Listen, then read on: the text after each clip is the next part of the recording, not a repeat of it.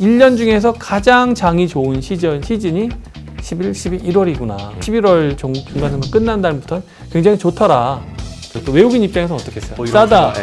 이거 뭐 개꿀이다. 뭐 지금 사놓으면 내년 이맘때 팔면 최소한 30% 먹을 것 같은데 제 말이 맞을 확률이 저는 한 80%는 된다고 보거든요.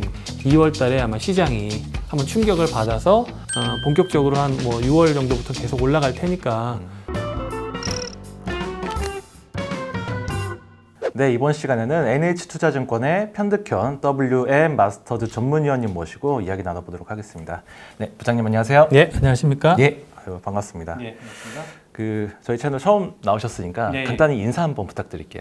안녕하십니까? 저는 NH투자증권 자산관리전략부에서 포트폴리오 리서치를 담당하고 있는 편득현이라고 합니다. 반갑습니다. WM 마스터즈라는 개념이 좀 생소한데 네. 혹시 그러니까 구체적으로 무슨 일을 하시는 거예요? 저희 금융지주에서 네. 이렇게 좀 키맨들이 되는 사람들 이렇게 좀 한 몇십 분 선정하셔가지고 예. 뛰어난 뭐 애널리스트라든지 뭐 예. 저 같은 사람들이 이제 대외 활동을 많이 하니까 네. 이런 그 타이틀을 넣음으로써 좀 약간 더 전문직으로서의 어떤 이미지 그런 것들을 좀 고양하기 위해서 하는 제도라고 보시면 될 것 같습니다. 그러니까 NH 지주에서 최고의 금융 전문가 네, 뭐 제도라고 이제 그러시면 네. WM 마스터즈다 네. 이렇게 보면 되겠네요. 네. 그러면 이제 포트폴리오 리서치라고 하시는데 네. 그럼 그게 뭐 주로 어떤 일을 하시는 거예요? 저희가 운용하는 펀드가 운용을 자문하는 펀드가 몇 개 있고요. 네. 예, 그리고 실제 고객들에게 포트폴리오를 짜드려요. 그래서 그 펀드와 그다음에 그 고객님들의 그 실제 포트폴리오를 만드는 일을 하고 있습니다. 그래서 그러니까 항상 또 매일 시장을 보시고 또 이제 전문가시니까 네. 이 앞으로 시장이 어떻게 될지 이제 좀 여쭤볼 것들이 되게 많은데 네. 일단은 그 단기 전망으로는 좀 어떻게 보세요?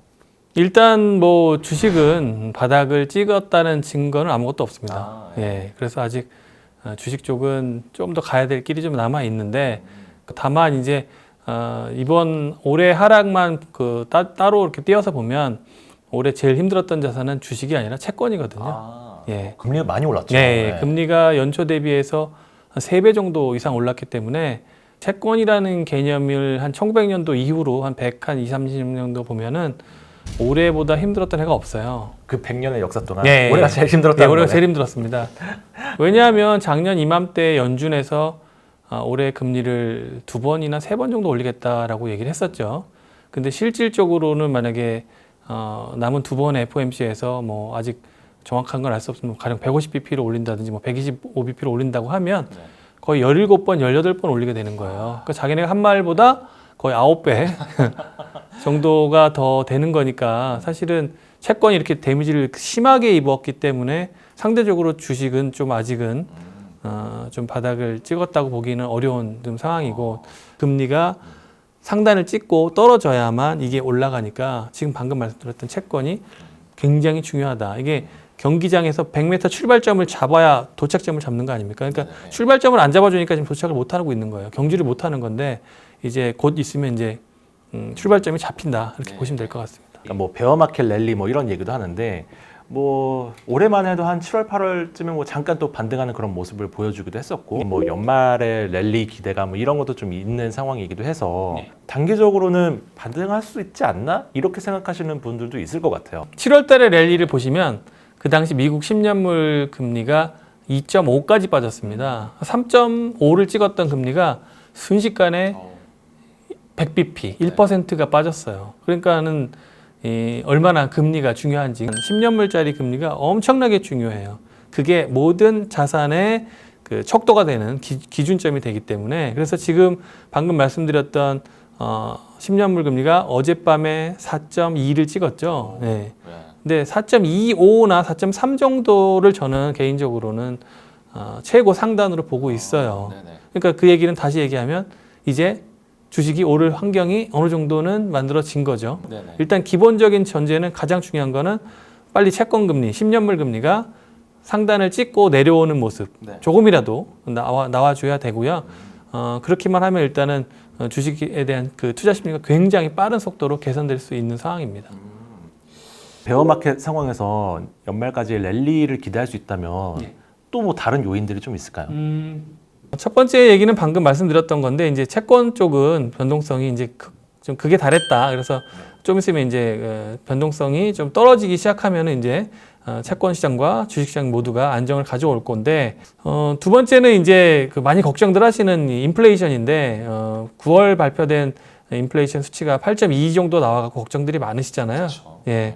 근데 이제 요 메뉴에 있는 그 연두색을 빼고 보시면 진짜 걱정스러운 건 맞아요. 왜냐하면 모든 이 하나, 둘, 셋, 넷, 다섯 가지 색깔만 보시면 그 합이 보시면 계속해서 요때 잠깐 떨어지죠, 그죠?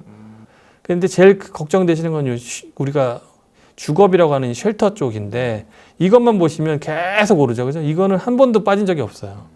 그러니까 얘가 빠져야지만 CPI든 코어 CPI든 빠지는데 다행인 거는 지금 보시면은 오른쪽 보시면 이제 이 쉘터를 알 수 있는 이렇게 두 가지로 구성이 되거든요. 임대료와 이제 두 번째는 뭐냐면 내가 내 집을 빌려줬을 때 얼마를 받으실 수 있습니까라는 그런 질문으로 돼 있어요. 그러니까 일종의 가상 임대료죠. 그러니까 그런 질문인데 두 가지로 구성되어 있는데 첫 번째인 임대료는 주택 가격하고 되게 연동이 되게 많이 되어 있습니다. 근데 다행인 것은 그래프상에 보시는 것처럼 꺾였어요. 이미 5월부터 꺾이기 시작을 했습니다. 네. 그 다음에 그 임대료 지수도 진로 임대료 지수라는 것도 있는데 이것도 역시 4월부터 상승률이 하락이 되기 시작됐습니다. 근데 문제는 이 두 가지가 모두 다 이제 시차가 있어요. 네. 보통 6개월에서 1년 정도 시차가 있기 때문에 내년 봄 정도는 돼야 렌트비에 관련된 그 인플레이션이 좀 하락이 될 것 같아서 당분간은 조금 좀 기대는 조금 좀 줄이시는 게 좋을 것 같습니다. 그 다음에 이제 그 제가 또 중요시하게 보는 것이 이제 그 기술적인 분석인데 여기 보시면 이게 S&P 500의 주봉인데 요 선이 뭐냐, 노란색 선이 뭐냐면 이게 200주 이동 평균선이에요. 보시면은 그래프를 보시면 이제 이때 코로나 때 한번 깨졌죠. 예. 하지만 이 200주 선은 굉장히 견고한 선입니다. 그래서 여기 잘 안 보일 것 같아서 제가 이렇게 확대해 왔는데요. 네네. 여기 보시면 요 노란색 있죠, 요 노란색. 예. 요 노란색에 부딪히니까 어휴 하고 놀라면서 올라오지 않습니까? 그래서 이 노란색 선이 지금 얼마에 있냐면 3,600에 있어요. 그래서 3,600선이 깨지지만 않으면 이번 장은 아직은 바락이 아니다라고 또 볼 수 있는 거죠. 근데 아직 깨지지는 않았지만 예. 거의 붙어 있다는 점에서 예. 바닥에는 가까웠다. 이렇게 봐도 되지 않을까요? 그렇습니다. 그래서 제가 단기 바닥론을 들고 나온 겁니다. 네. 만났는데 네. 안 깨지니까 예, 예. 그냥 만나면 안 되잖아요. 이제 그렇죠. 멀어져야 되니까 네, 네, 네. 그럼 반등이 나온다는 얘기죠. 그 다음은 이제 계절성입니다. 이제 제가 계절성을 되게 좋아하는데 7월 달에 참 좋았잖아요. 네. 전 알고 있었어요. 보세요. 100년 동안의 통계이기 때문에 굉장히 신뢰도가 높은데 이거 7월 빅데이터입니다. 달에는 평균적으로 수익률이 좋았다는 거죠. 연중 제일 좋은 달이 7월이에요. 1년 중에. 100년간의 데이터이기 때문에 빅데이터입니다. 보시면 우리가 9월 달에 안 좋았잖아요. 네. 알 수 있었습니다. 저는. 그죠? 공포의 9월. 예. 그러니까 7월 달에 좋고 9월 달에 안 좋은데 좋은 점은 11월, 12월, 1월, 3개월 보시면 다 굉장히 평균적으로 다른 달에 비해서 우월한데 좋은 점은 3개월 연속이지 않습니까? 그렇죠. 예. 그러니까 이렇게 3개월 내리 좋은 시장이 6, 7, 8 정도 있었는데 그때 보시면 수치가 낮아요. 그죠?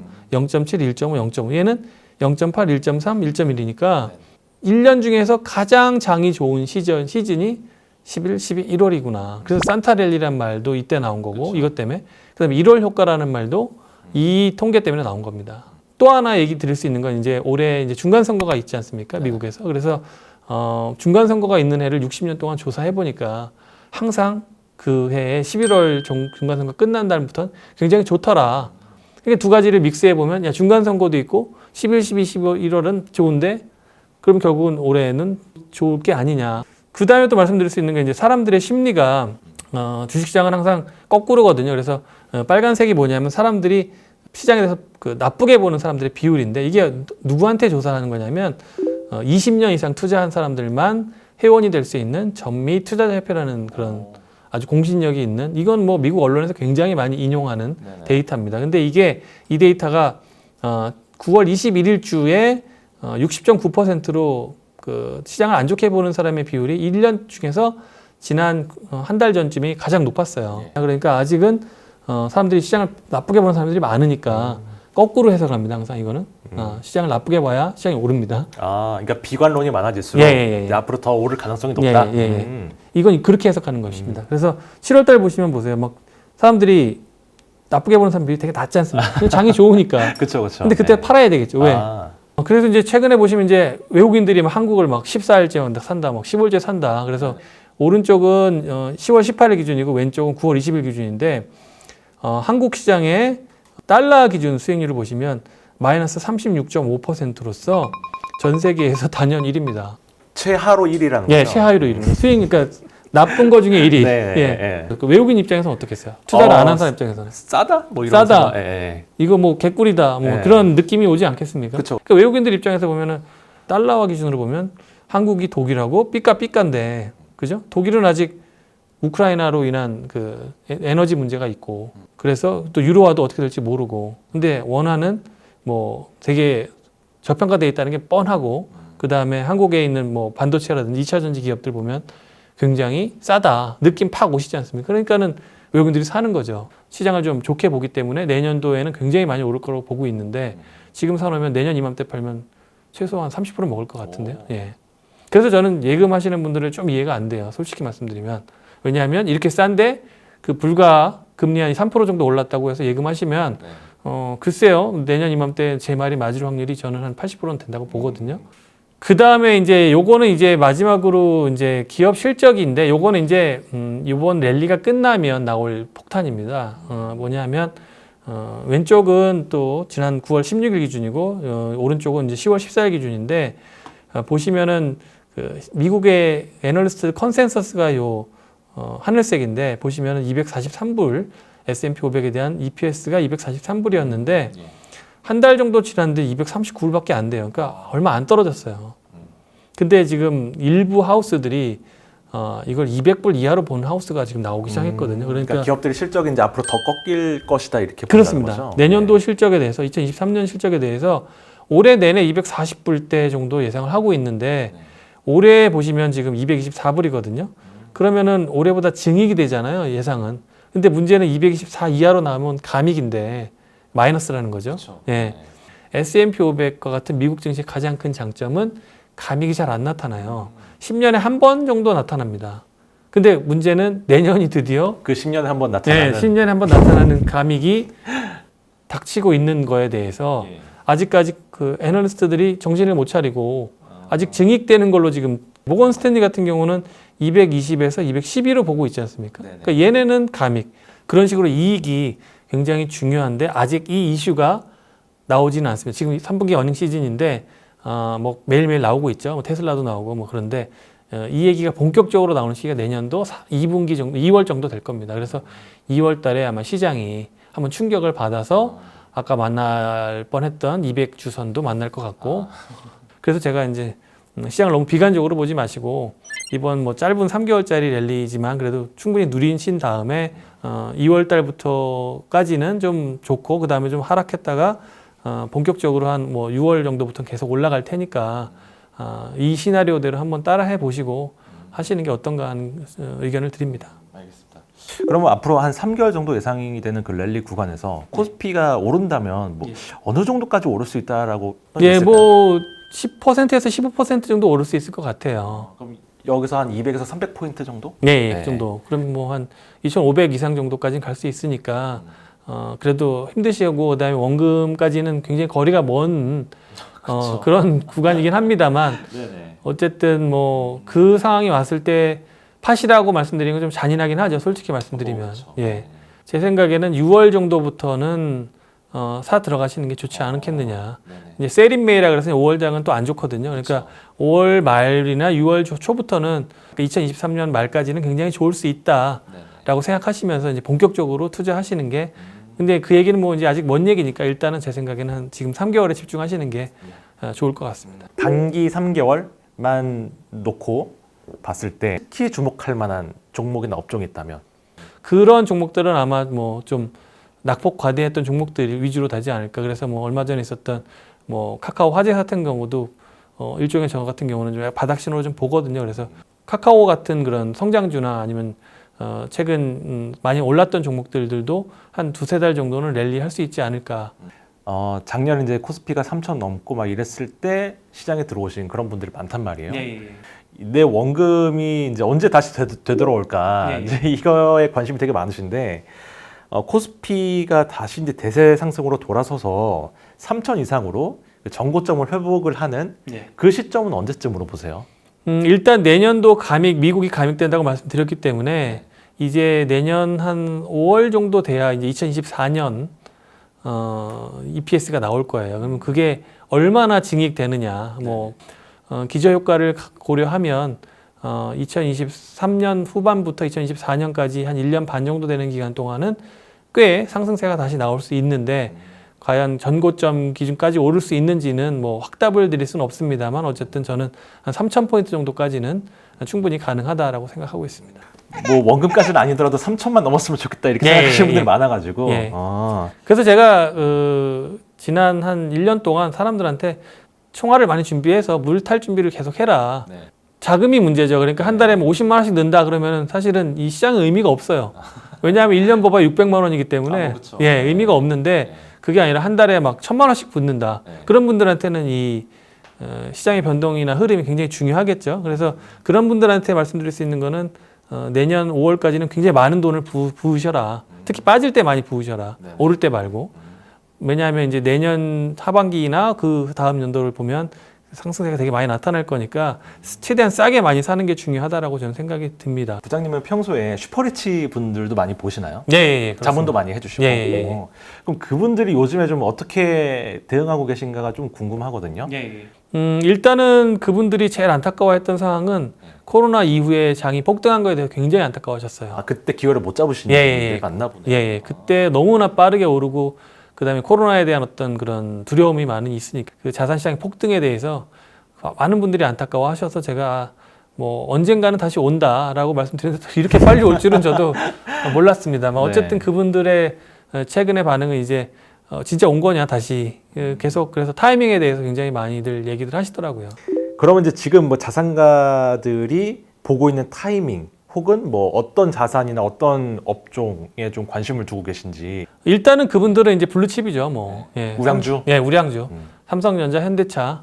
최근에 많이 개인들이 물렸던 종목들 중에서도 그래도 배당도 좀 있고 그다음에 세계적인 어떤 시장 지배력을 좀 갖고 있고 하는 종목들 위주로 많이 보시는 것 같아요. 그분들이 돈을 모으신 게 굉장히 오랫동안의 그 시간도 필요했고 경험도 필요했기 때문에 IMF 때라든지 2008년이라든지 그다음에 최근에 코로나 사태라든지 그분들이 봤을 때는 평상시엔 주식을 할 필요가 없다.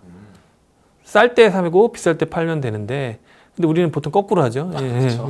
비쌀 때 사고 쌀 때 비쌀 때 파는. 샀다가 이제 이렇게 떨어질 때는 막 오히려 공포감에 질리는 그런. 그러니까 쌀 때 사야 된다는 걸 평생 절대 잊지 마십시오. 왜냐하면 한국 증시는 특히나 이 변동성이 되게 극심하고 이렇게 우상향하는 패턴이 잘 안 나와요. 슈퍼리치를 꿈꾼다면 슈퍼리치처럼 쌀 때 사서 비쌀 때 팔자. 오히려 지금이 기회다. 이제 이런 생각을 갖고 그렇습니다. 가면 좋겠다는 건. 그러니까 요 경기 사이클이요 굉장히 짧아져가지고 불과 2년 만에 다시 또 이렇게 다시 폭락이 나타났는데 더 짧아질 수도 있고 하니까 어쨌든 어느 정도 수익이 나면 반드시 빠져나오셔야 돼요. 만약에 이번 하락이 끝나고 이제 상승이 돼갖고 만약 본전이 됐다 그러면 다시 한번 이제 마음을 좀 가다듬고 다시는 내가 이런 그 어려운 상황에 빠지지 않아야 되겠어. 아까 그때 방송에서 봤던 편부장이 얘기했던 슈퍼 리치 같이 해야 되겠다. 그런 마인드를 이제 전부 가져 주셨으면 좋겠는데 사실은 쉽지는 않죠. 그게 올라갔을 때 사람들이 심리가 저거 내가 안 사면 안 되지 하고 막 따라 붙는 그런 심리를 갖기는 상당히 어려운 건 사실이에요. 그래서 이번에 그 고통을 머릿속에서 반드시 잘 기억하셔야 되고요. 안전자산이라고 할 수 있는 예금이라든지 그런 부분들 상당히 많이 가져가셔갖고 제가 말씀드렸던 물 타야 될 수 있을 때 물 타실 수 있는 환경이 꼭 돼야 됩니다. 올인돼가지고 앞에 적들이 막 나타나는데 총알이 없으면은 너무 안타깝잖아요. 예. 근데 그런 것들에 대해서 슈퍼리치들은 총알밖에 없어요. 방금 현금 비중 얘기하시니까 그러면 미국에서 펀드를 운영하는 펀드 매니저들 현금 비중은 어떤지를 말씀드릴게요. 10월에 발표된 그 뱅크 오브 아메리카에서 매달 하는 펀드 매니저 설문조사가 있는데 요거를 보니까 지금 현금 비중이 2001년 4월 이후로 21년 만에 최대 비중이랍니다. 최다 비중. 이 말은 뭘 의미하겠습니까? 곧 기회가 온다라고 믿는 거죠. 그러니까 쏠 준비를 하고 있는 거예요. 쏠 준비를 하고 있는 거예요. 제가 말씀드린 슈퍼리치와 일맥상통하는 얘기예요. 그러니까는 현금 비중을 많이 가져가기 힘든데도 불구하고 20년 내 최대라는 얘기는 사람들이 되게 강한 확신을 갖고 있다는 거예요. 조만간 바닥이 올 거다. 이런 얘기들을 방금 말씀드린 것과 다 종합해서 보시면 우리는 펀드 매니저가 아니고 벤치마크를 따라가야 될 의무도 없기 때문에 현금을 좀 많이 가져가셔도 쪼이는 것도 없고 괴롭지도 않아요. 뭐 한 달 올라갔다고 해서 스트레스 받으시는 분은 투자에서 성공할 수가 없어요. 절대. 그런 거는 직업적인 펀드 매니저들이 받아야 될 스트레스고 일반적인 투자자들은 장기적인 성과에 대한 스트레스만 받으시면 돼요. 3년 내에 몇 프로, 5년 내에 몇 프로 이걸 했느냐. 그러려면은 평상시에 현금은 반드시 있어야 된다는 거죠. 이게 없으면 성과를 내기가 굉장히 어렵습니다. 네, 지금까지 NH투자증권의 편득현 WM 마스터즈 전문위원님 모시고 좋은 말씀 많이 들었는데요. 네, 영상 재밌게 보셨다면 구독과 좋아요 그리고 댓글도 많이 부탁드리겠습니다. 감사합니다.